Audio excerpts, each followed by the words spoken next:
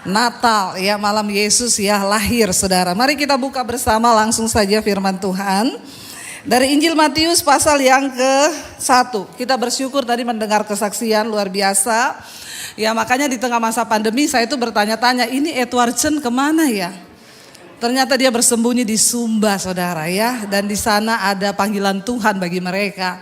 Luar biasa, begitu banyak orang yang mendapat panggilan Tuhan di masa pandemi, termasuk saya dan suami. Banyak hal yang bisa kita lakukan. Ya karena Yesus sudah lahir dalam hidup kita. Baik, kita buka bersama Matius pasal yang pertama. Judulnya pasalnya adalah ayat 18. Matius 1 ayat 18 judulnya Kelahiran Yesus Kristus.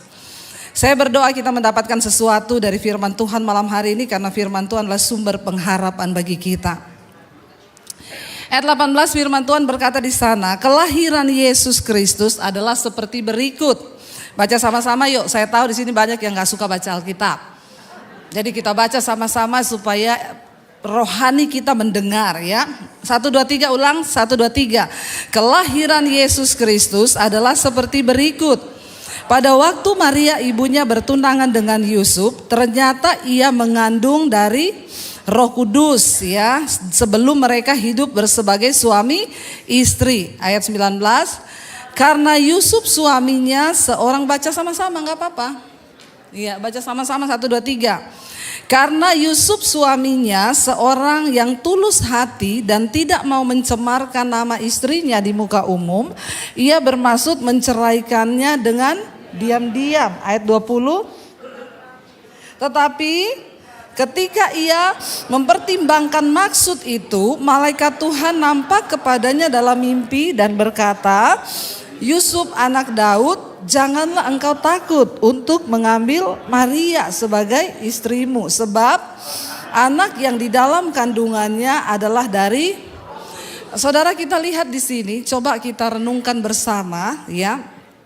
Kalau ada di antara mungkin bapak-bapak mau menikah ya dengan tunangannya, tiba-tiba belum pernah disentuh ya, tunangannya sudah hamil. Kira-kira bapak ibu ya, kira-kira bapak-bapak melakukan apa? Belum disentuh loh, kalau sekarang kan sudah disentuh duluan ya. Tapi di sini nggak ada. Saya berdoa sekalipun Anda di Amerika tetap menjaga kekudusan. Terutama anak-anak muda ya. Jaga kekudusan ya, itu penting sekali. Pada zaman itu dikatakan Maria belum disentuh tapi tiba-tiba hamil. Dia dulu ada saudara pendeta di salah satu gereja, anaknya hamil.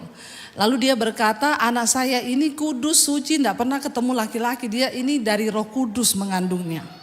Saya bilang, Tuhan Yesus punya adik.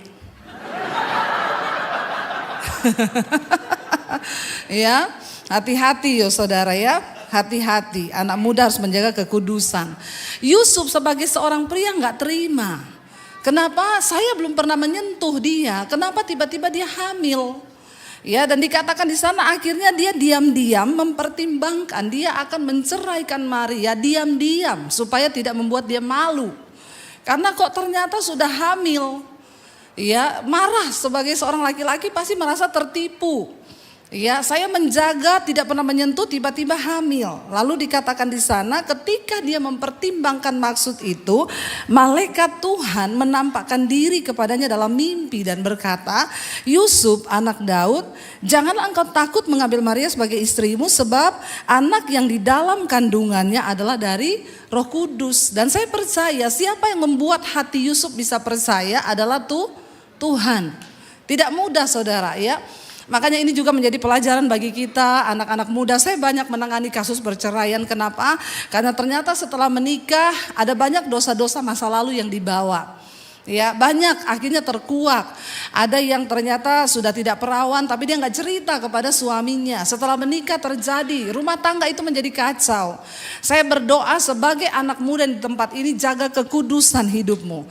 Kalaupun sudah terlanjur, jangan ditutupin. Sebelum menikah kita cerita semua masa lalu kita. Kalau kita pasti dapat jodoh yang dari Tuhan yang terbaik, dia pasti bisa terima. Yang penting jangan membawa, pasti ada kutuk, ada dampak yang akan terjadi. Ya, kita belajar hari ini, tapi karena itu dari Roh Kudus ya, akhirnya Yusuf diberi kemampuan oleh Tuhan untuk percaya, dan memang itu adalah kehendak Tuhan, saudara. Lalu dikatakan di sana ayat 21, ia akan melahirkan anak laki-laki dan engkau akan menamakan dia Yesus, karena dialah yang akan menyelamatkan umatnya dari apa? Dari apa, saudara? Dosa mereka, ya, dikatakan dari dosa mereka. Tujuan Yesus datang pertama kali ke dunia ini dikatakan untuk menyelamatkan manusia dari apa? Dosa. D-O-S-A itu dosa. Garis bawahi, malaikat Tuhan pertama kali menampakkan diri kepada Yusuf. Dia berkata, akan lahir seorang anak ya, dan dialah yang akan menyelamatkan umat manusia itu dari dosa. Kenapa Yesus perlu turun ke dalam dunia? Untuk membereskan yang namanya dosa. Karena dosa itu membuat manusia terpisah dari Allah. Karena dosa itulah yang membuat kita tidak bisa menerima janji Tuhan, dan Tuhan gak bisa menggenapi semua janjinya dalam hidup kita. Kemarin saya terima satu kesaksian dari seorang ibu. Dia WA saya begini, Bu Debbie, saya mau bersaksi, dan saya sudah bacakan juga di mesbah doa. Saya bersyukur ya, karena Tuhan itu menyelamatkan saya. Ceritanya begini, Bu, suami saya awalnya berselingkuh dengan seorang wanita lain. Lalu terjadilah pertengkaran di dalam rumah tangga. Ya, karena istri mana yang mau dimadu. Ya, terjadi percekcokan, setiap hari kami berantem. Dan pada puncaknya, ujungnya kita sudah tahu bersama, yaitu perceraian. Si suami ini sudah tidak tahan, istri marah-marah. Ya iya, karena suaminya selingkuh, pasti istri marah-marah. Dosa menyebabkan kehancuran. Lalu rumah tangga mereka kacau, istri marah-marah, suami juga stres, dia dikejar dari banyak pihak. Dia sudah punya anak, saudara. Tapi karena dosa itu menghancurkan, akhirnya suami ini menggugat cerai istrinya. Dia bilang dia gak peduli lagi dengan anak dan saya secara pribadi. Laki-laki, bapak-bapak dengar. Ketika engkau jatuh kepada dosa, engkau tidak akan peduli lagi kepada anakmu, istrimu. Itulah cara kerja dosa. Makanya kenapa Yesus perlu turun ke dalam dunia untuk membereskan hidup kita ini dari dosa. Dosa itu penghancur, dosa itu pembinasa. Akhirnya suami saya gak peduli, dia gugat cerai saya, Bu. Tadinya saya tidak mau bercerai, tapi dia terus memaksa, terpaksa saya tanda tangan, akhirnya kami bercerai. Ketika kami bercerai, dia bilang saya kehilangan arah. Lalu ada seorang pria mendekati saya, dan saya jatuh di dalam pelukan pria itu. Perhatikan, dosa itu menghancurkan. Ketika saya jatuh cinta dengan pria itu, saya merasa dia sangat mengasihi saya, dia beri saya perhatian di tengah saya yang terluka. Saya merasa kehilangan perhatian suami, saya merasa tidak dihormati, tidak dikasihi. Lalu saya jatuh dalam pelukan laki-laki ini, Bu. Dan singkat cerita, kami melakukan persinahan. Orang pernah menikah, pacaran, pasti ujung-ujungnya melakukan persinahan. Lalu kami melakukan persinahan, singkat cerita saya hamil dengan laki-laki ini. Suami saya sudah pergi dengan perempuan itu. Dosa melahirkan dosa. Dan apabila dosa itu diteruskan, ujung-ujungnya adalah maut. Jangan tertipu dengan manisnya dosa, itu hanya sementara. Makanya ada bapak-bapak yang datang sama saya, kenapa ibu tahu saya berselingkuh? Istri saya tuh cerewet, Bu. Ini perempuan manis, baik, perhatian sama saya. Nggak kayak istri saya bilang pret. Itu masih bulan promosi. Nanti kalau promosinya sudah habis, dia lebih gila dari istrimu. Amin bapak-bapak. Bilang amin bapak-bapak. Jangan main-main ya. Kenapa istri itu cerewet? Karena dia sayang sama Anda. Amin ibu-ibu. Oh kenceng ibu-ibu, amin. Merasa dibela ibu-ibu ini. Tapi memang benar, kalau dia gak sayang dia gak cerewet. Bersyukur Lalu saudara dia bilang, saya jatuh ke laki-laki ini Bu, dan akhirnya saya hamil di luar nikah. Saya tahu saya nggak mungkin menikah dengan dia, karena dia juga punya istri. Ngeri, dosa itu ngeri. Apa yang terjadi? Saya memutuskan untuk menggugurkan kandungan saya. Setan kalau bekerja begitu, dia bujuk Anda melakukan satu dosa. Waktu Anda melakukan itu, setan akan bujuk Anda melakukan dosa yang lain untuk menutupi dosa itu. Dan tanpa terasa engkau sudah melakukan 1000 dosa untuk tutupin satu dosa. Kenapa Yesus perlu datang ke dalam dunia? Karena kasihan hidup kita kalau terikat di dalam dosa. Lalu dia bilang, saya gugurkan kandungan saya. Di tengah keputusasaan saya tahu laki-laki yang menghamili saya tidak mungkin menikahi saya karena dia sudah punya istri dan rumah tangga. Saya stres, saya mau bunuh diri. Saya dikirimin khotbah ibu di WA. Saya mulai buka khotbah ibu. Saya dijamah Tuhan Bu, saya menangis di kaki Tuhan. Saya mohon pengampunan, saya datang kepada Yesus, Sang Juru Selamat dunia, yang memang datang ke dalam dunia untuk mengampuni dosa dunia. Saya menangis di kaki Tuhan. Saya bilang, ampuni aku Tuhan. Aku sudah melakukan dosa. Aku menggugurkan kandungan. Rumah tanggaku hancur berantakan.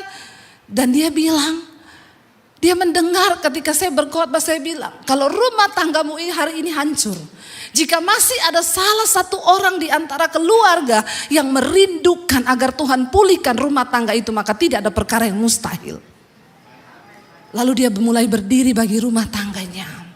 Walaupun sudah bercerai, tidak ada kata yang tidak mungkin bagi Tuhan. Dia menangis di kaki Tuhan dan berdoa agar Tuhan pulihkan. Saudara tahu, waktu dia bertobat, waktu hidupnya dibereskan Tuhan dari dosa, ketika dia datang menyerahkan diri, Tuhan bereskan semua dosanya. Apa yang terjadi? Tiba-tiba suaminya pengen kembali kepada dia.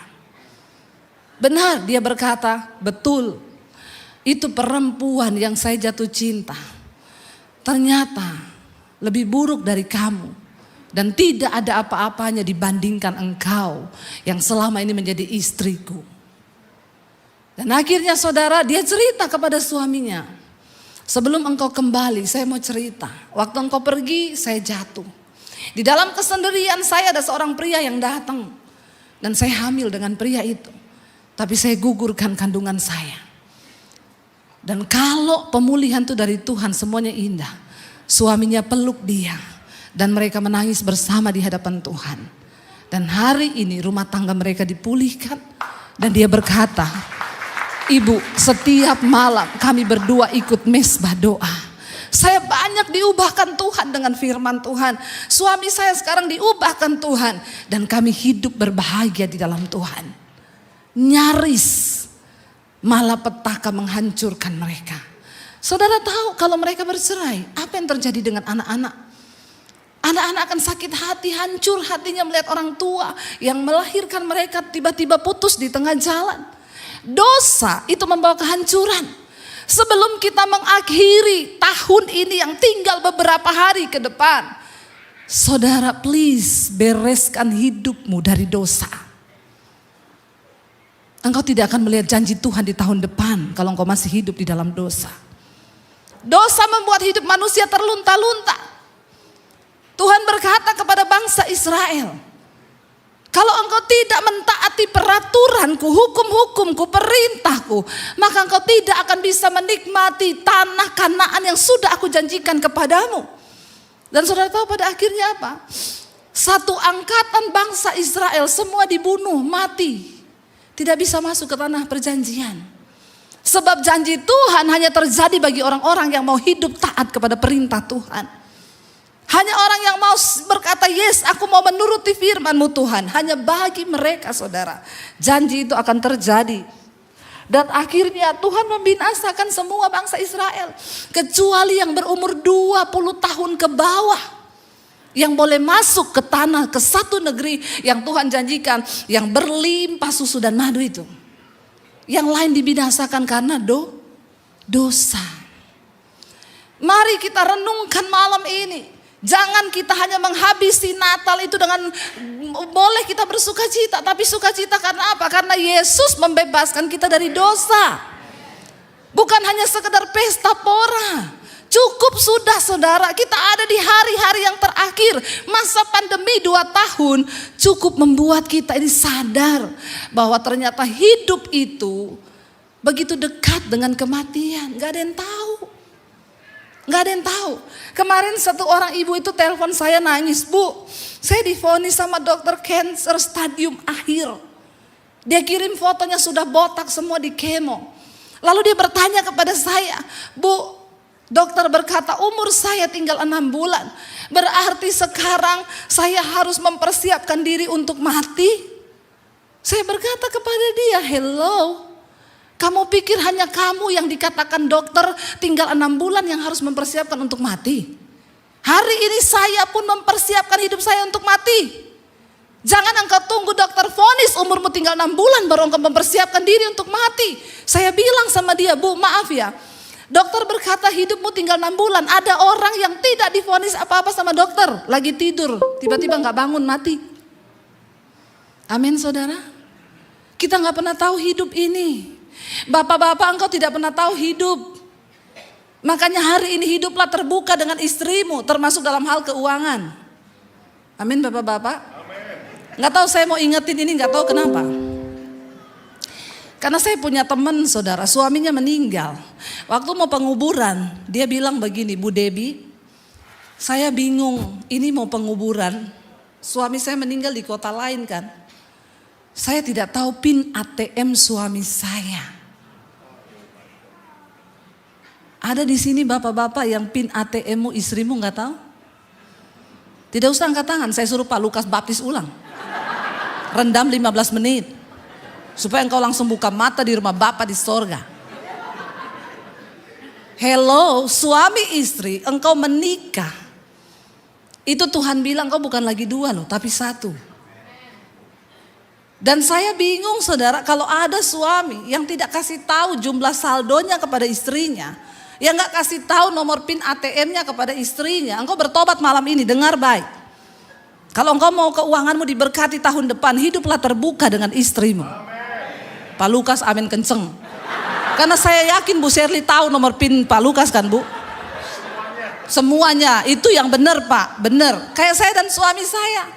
Suami saya yang pegang kartu ATM-nya, saya pegang mobile banking-nya. Itu yang benar, jangan tertawa. Bilang amin. Dia pegang kartunya gak apa-apa, tapi begitu ada pengeluaran kan bunyi ting. Saya tahu ini. Saudara, untuk apa? Supaya hidupmu itu terjaga. Kalau dalam hal keuangan saja engkau tidak benar. Yesus bilang kalau dalam hal mamon engkau tidak jujur, maka engkau tidak mungkin jujur di hadapan Tuhan dalam hal yang lain. Mamon itu menjadi tolak ukurmu sama Tuhan. Karena orang di dunia ini kalau gak cari Tuhan, dia pasti cari uang. Ada yang bilang malah Tuhannya itu adalah uang. Jadi kalau engkau tidak jujur dalam hal mamon, engkau pasti tidak jujur dalam segala hal. Bapak-bapak bilang amin. Amin. Tidak ada yang bilang amin loh Pak. Cuma Pak Lukas sendiri yang bilang amin. Suami saya sudah pasti amin Pak. Karena memang kita PIN saling tahu, semua tahu. Ngeri loh saudara, ngeri ya. Ngeri ya, kenapa saya bisa ngomong begini? Karena benar kejadian. Ada istri suaminya meninggal, mau beli perlengkapan untuk meninggal, gak punya uang, suaminya banyak uang. Tapi dia bilang saya gak tahu PIN ATM-nya. Apa yang terjadi? Panggil pengacara di depan notaris bank, baru dibuka oleh bank, tapi harus dihadiri oleh beberapa pejabat negara. Ini kan mengerikan. Kita mau bertobat ya malam ini, amin. Terutama suami istri, amin. Bapak-bapak jangan engkau merasa engkau mau hidup terus. Ada yang lagi tidur mati, gak tahu. Makanya bertobat malam ini, beresin dosa, beresin PIN ATM. Jangan menertawakan diri sendiri. Bilang amin. Loh bener, engkau tidak akan umur panjang terus. Mulai sekarang kasih tahu istri. Kita sudah banyak melihat orang mati mendadak loh. Jangan merasa bangga kalau engkau merasa engkau sehat. Saya periksa terus Bu, kolesterol 0, ini 0, semua baik. Saya pasti umur panjang, siapa ngomong? Saya pernah ketemu seorang bapak, dia punya anak umur 35 tahun. Dia bilang sama saya, "Bu, anak saya ini calon putra mahkota. Dia yang akan menggantikan saya di perusahaan. Saya sudah persiapkan semuanya." Dia cerita dengan bangganya kepada saya, "Anak saya ini ibu, dia kalau makan ditimbang. Kalorinya berapa? Kalau dia sudah makan pagi hari pisang, maka dia akan ukur. Berarti satu hari dia bisa makan ini, stop. Nanti sebelum tidur malam dia timbang lagi. Kalau kelebihan 2 ons, dia akan treadmill dulu. Baru dia tidur. Rutin check up setiap bulan. Gula darah semua bagus. Bodinya atletis, rajin olahraga. Dipersiapkan menjadi putra mahkota. Satu kali saya ketemu bapak ini, saya tanya, anaknya di bank. "Bapak mau ngapain? Lagi ngambil uang, Bu." "Saya siapkan sekian M, anak saya mau berangkat ke China untuk pelajari bisnis yang akan dibawa ke Indonesia." Oh, puji Tuhan ya Pak. Saudara tahu, anak itu pulang tinggal jenazah. Meninggal di China waktu nyebrang jalan ditabrak sama bus. Yang tiap hari itu ukur kolesterolnya berapa, gulanya berapa. Dia boleh makan apa berapa. Hidup ini tidak pernah ada yang tahu. Karena itu selama engkau masih hidup, bereskan. Yang pertama, dosa. Tuhan tidak akan pernah memaksa engkau. Kecuali engkau datang kepada Dia dan berkata, "Tuhan, ini dosaku Tuhan. Aku mau dibereskan, aku mau dipulihkan." Katakan amin, saudara. Ya, malaikat itu berkata kepada Yusuf, ia akan melahirkan seorang anak laki-laki dan engkau akan menamakan dia Yesus, karena dialah yang akan menyelamatkan umatnya dari dosa mereka. Yesus datang untuk membebaskan saudara dan saya dari dosa. Yang kedua dikatakan di sana, hal itu terjadi supaya genaplah yang difirmankan Tuhan oleh Nabi, sesungguhnya anak darah itu akan mengandung dan melahirkan seorang anak laki-laki dan mereka akan menamakan dia Immanuel, yang berarti apa? Allah menyertai kita. Yang kedua, pesan Natal malam hari ini, Yesus datang untuk apa? Menyertai saudara dan saya. Kita tidak perlu takut. Prediksi apapun tentang tahun depan, tahun kegelapan, tidak ada harapan. Orang yang berjalan bersama dengan Tuhan, maka engkau akan melihat penyertaan Tuhan yang sempurna di dalam hidup kita. Katakan amin. Yes. Tuhan tidak pernah janji di hidup ini tidak akan badai, tidak akan ada badai. Saudara, puji Tuhan, saya bersyukur sekali. Ya, kemarin saya ini keliling ke beberapa ya negara, saudara. Kemarin kita ke Atlanta. Saya baca berita kemarin 4.000 penerbangan di Amerika di cancel karena badai. Kami kemarin hampir tidak bisa pulang ke sini. Tapi karena doa Pak Lukas dan Ibu tuh kenceng, makanya kami pulang. Saudara, ya waktu kita pergi pertama kali ke sana itu goncang memang pesawat. Saya baru tahu Pak Jimmy itu gembala di Colorado bilang sama saya, "Bu, jarang pendeta mau datang ke sini karena di sini ini banyak turbulence. Karena ini daerah pegunungan, jadi banyak angin berputar-putar dan banyak." Waduh, saya bilang, "Kok Bapak baru ngomong sekarang ya?" Tapi nggak perlu takut, hidup mati di tangan Tuhan. Akhirnya waktu sebelum turun itu goncang pesawat. Sudah mau turun goncang terus waktu di Chicago. Suami saya itu tutup jendela. Saya itu pengen hati ayam, kalau kita sudah lihat kota kan hatinya ayam ya. Udah diumumin mau landing, tapi pesawat tuh goncang. Saya bilang sama suami saya, "Buka jendela, buka, saya mau lihat kota di bawah." Dia buka, waktu dia buka yang saya lihat apa? Awan hitam tebel, nggak kelihatan apa-apa, pesawatnya goncang, saya lihat awan itu badai. Saya langsung, aduh jadi takut. Lalu tiba-tiba Roh Kudus tuh bicara gini, "Jangan engkau lihat badai itu, arahkan imanmu bahwa aku menyertaimu." Saya bilang sama suami saya, tutup. Dia tutup lagi jendelanya. Saya teguhkan hati, saya percaya bahwa Tuhan menyertai. Hati saya jadi tenang, saya nyanyi. Di saat badai bergelora, ku akan tenang bersamamu. Bapa kau Raja atas semesta, ku tenang sebab kau. Amin. Penyertaan Tuhan itu kunci, saudara. Ya, di tengah badai bergelora, disitulah iman kita diuji. Akhirnya kami landing, saudara.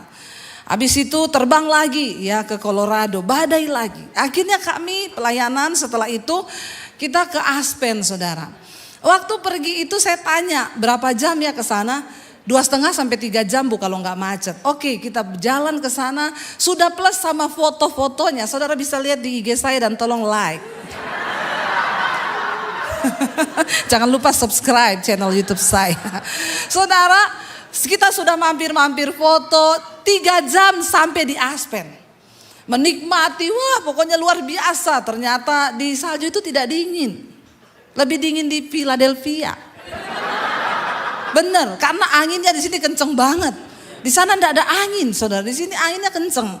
Akhirnya pulang hari ketiga ya, kita disuruh cepet-cepet nanti makan. Soalnya takutnya nanti ada salju turun. Oke, kita cepet-cepet makan turun.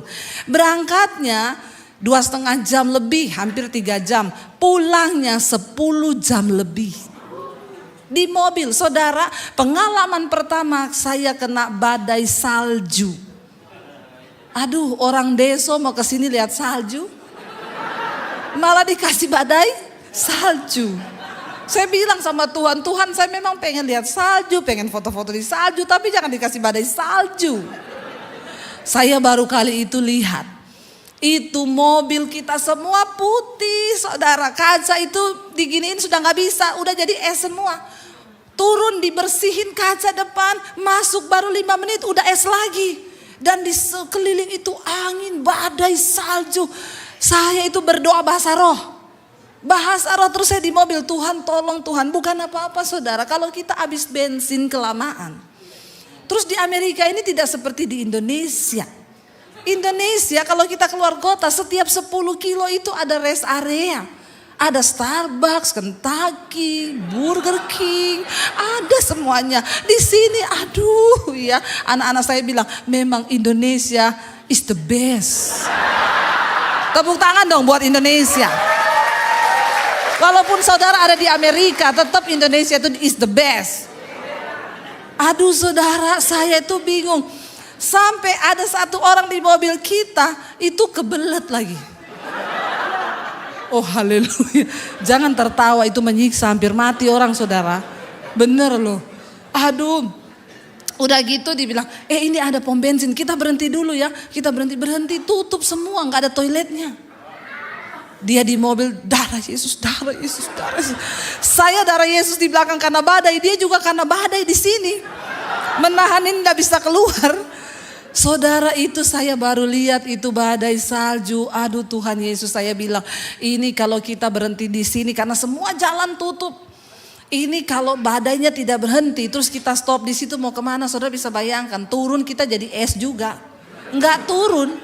Mobil habis bensin, kita mau ngapain? Saya bahasa roh, Tuhan tolong. Tiba-tiba badai, hujannya salju berhenti. Lalu kami bisa jalan pelan-pelan tapi tembus 10 jam lebih. Lagi dalam perjalanan dapat WA di ting, penerbangan ke Philadelphia di cancel karena badai. Saya bilang, Pak, terus kalau ditukar, mereka tukarnya kapan? Tanggal 24 ibu. Ibu terbang ke sana malam. Lah terus pelayanan saya di BMC bagaimana? Lah itu dia. Gak bisa loh, saya bilang gak bisa Pak, itu brosur sudah diedarkan. Dan bukan apa-apa kalau saya ketunda pulang. Maka saya gak bisa pulang tanggal 26 ke Indonesia. Lalu saya bilang, Pak sekarang juga tolong cari tiket sekarang yang ada tuh apa? Cari lewat internet, cari-cari. Ada Bu, American, terus berapa tiketnya? Satu orang $500. Ya mau di apa? Beli aja Pak, please beli Pak 5. Booking sekarang, cepet. Di jalan booking tiket saudara. Akhirnya kami pulang. Berangkat besoknya, kemarin kita datang. Udah mau jalan diomongin, Bu, semua ini penerbangan cancel. Tapi ini masih oke sih, masih jalan. Oke Pak, kita berangkat jam 12 malam pesawat kami dari Colorado. Tapi langsung sampai di sana kita tuh lihat di tayangan jadwal penerbangan, ting cancel, ting cancel, ting cancel, ting cancel. Oh Tuhan Yesus, ada 2 penerbangan ke Philadelphia ditulis di situ. Tiba-tiba yang pesawat satu mau ke Philadelphia muncul, ting cancel. Penumpangnya di sekeliling kita, ya marah-marah semua. Terus gimana? Saya berdoa, Tuhan jangan sampai yang satu ini cancel Tuhan. Tolong Tuhan, tolong please. Tiba-tiba muncul ting delay 1 jam. Berdoa dalam nama Yesus, muncul lagi ting delay 1 jam lagi. Oh Tuhan udah delay 2 kali Tuhan. Wah ini tanda-tanda ini. Tapi aku percaya Tuhan Engkau menyertaiku Tuhan, please Tuhan. Akhirnya diumumin suruh naik ke pesawat. Dan terbanglah kita ke sini saudara, puji Tuhan kita tiba dengan selamat, tidak kurang suatu apapun. Waduh saudara ya, deg-degan karena saya bilang gini juga sama suami, kalau pesawat lain cancel berarti ini penerbangannya buruk banget loh.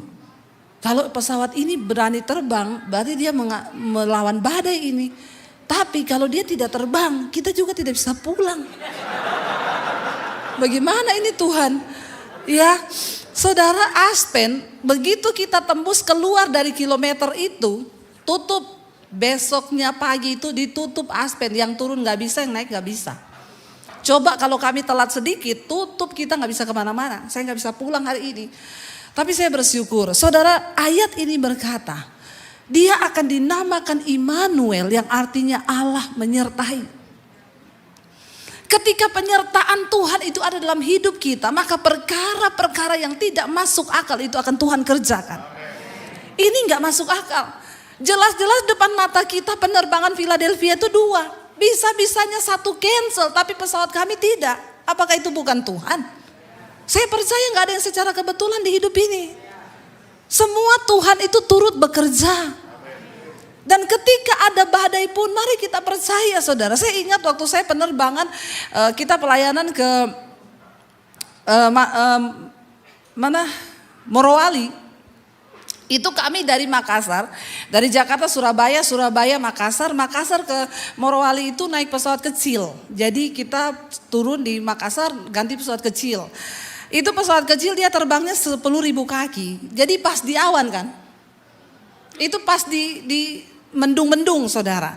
Saya tuh berdoa Tuhan, tolong ya Tuhan, saya berdoa dalam nama Yesus. Biar buat perjalanan ini cuacanya cerah supaya gak usah goncang-goncang lah Tuhan. Gak usah uji nyali. Saya ini sudah beriman kepada Tuhan. Tapi gak usah dicobai-cobai terus. Ya karena saudara, orang tuh naik pesawat tuh kan udah siap mati kan. Emang saudara kenal siapa pilotnya?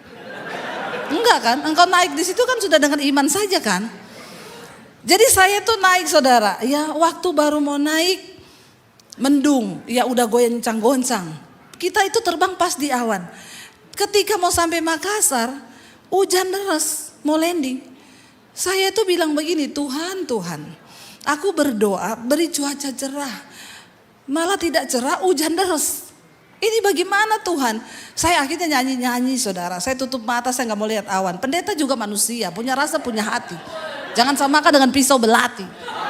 Jangan saudara pikir pendeta itu gak takut. Tapi ya sudah, itu sudah komitmen kita melayani. Kan mau kemana aja tiap hari terbang. Saya ini pernah makan pagi di Jakarta, makan siang di Lampung, makan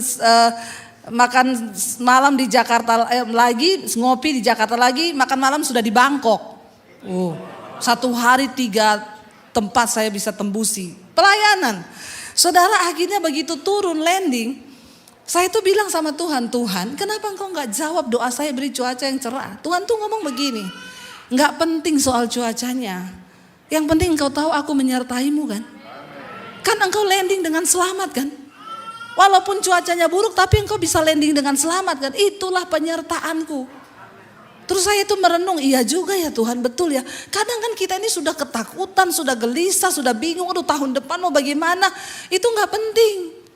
Nggak penting ramalan orang tentang tahun depan, mau tahun kegelapan, tahun tanpa pengharapan. Yang terpenting adalah engkau tahu bahwa Tuhan menyertai hidupmu. Katakan amin. Itu yang terpenting.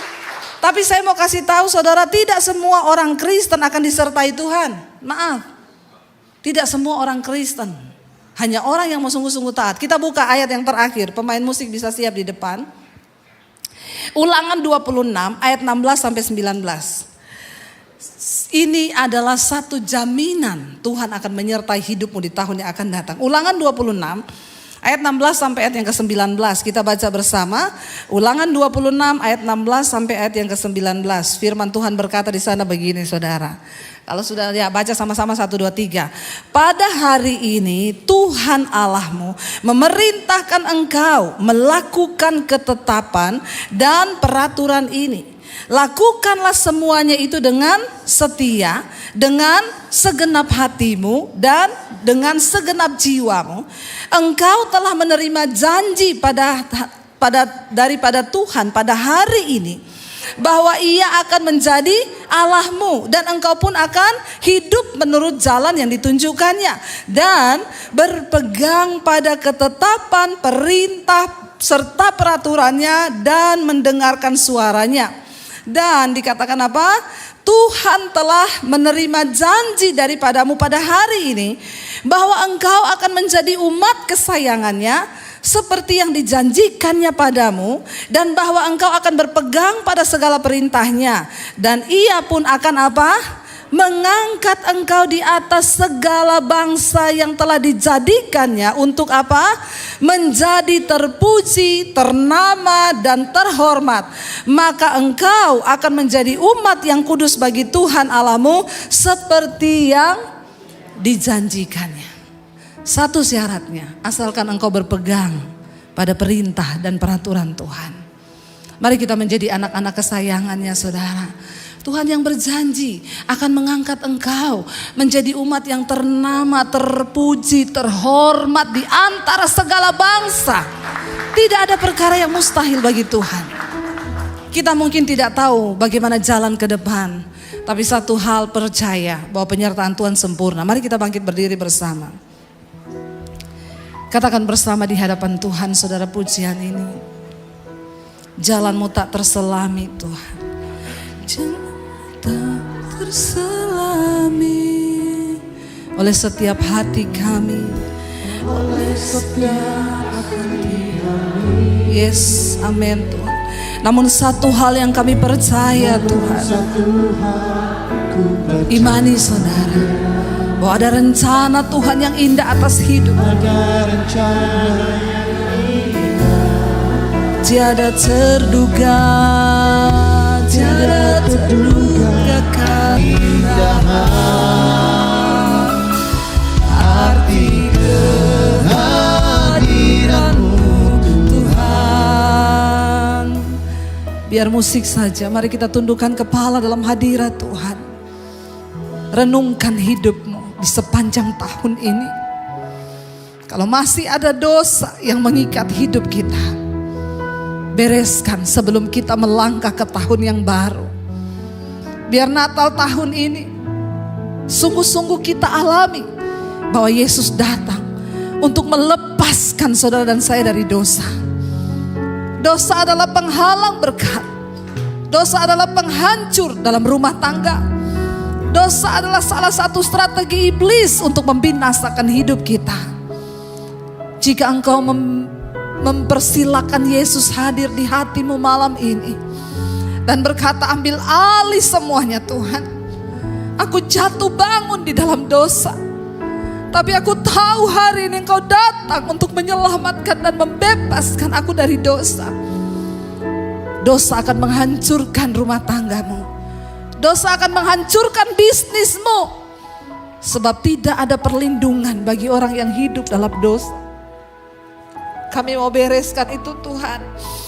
Itu adalah salah satu tanda kami menghormati Tuhan.